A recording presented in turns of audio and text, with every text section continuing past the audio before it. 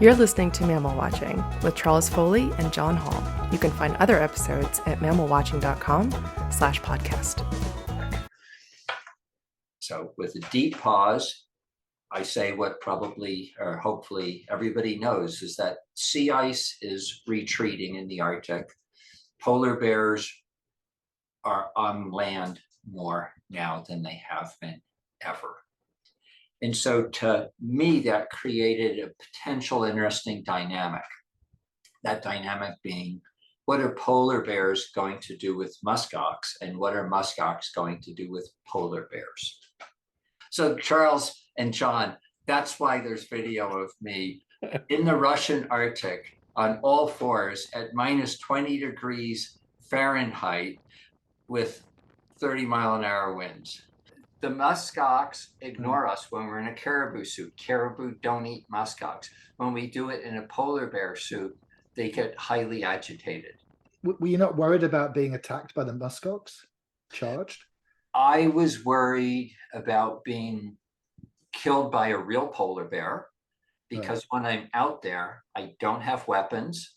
A pepper spray doesn't work at minus 20 or at 0 degrees. And the people who accompany me, when I do this in Western Alaska, I work with Inupiats on their snow machines, but the snow machines are 2 kilometers or over a mile away. Same when I'm doing it working with Russians. They're a couple of miles away because polar bears hunt solitary. And so I'm on my own. So I worried about polar bears for real.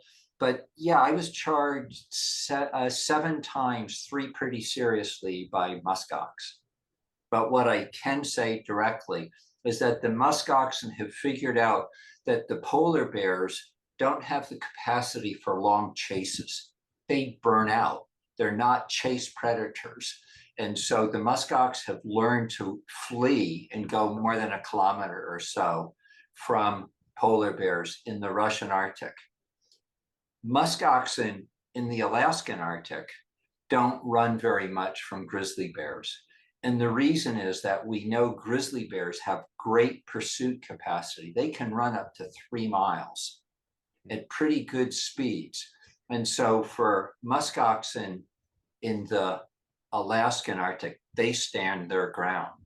So Huemul are very highly endangered. The total population is maybe 1,500. They're split into about 100 populations. Many of those populations are quite small, only 10 or 15 animals in each subunit, spread across about 2,000 kilometers or 1,200 miles.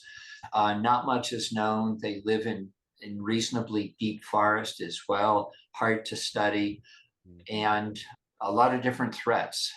And yet they're on Chile's coat of arms from 1834. It's condors and Huemul. If you'd like to listen to the full episode, then visit mammalwatching.com/podcast.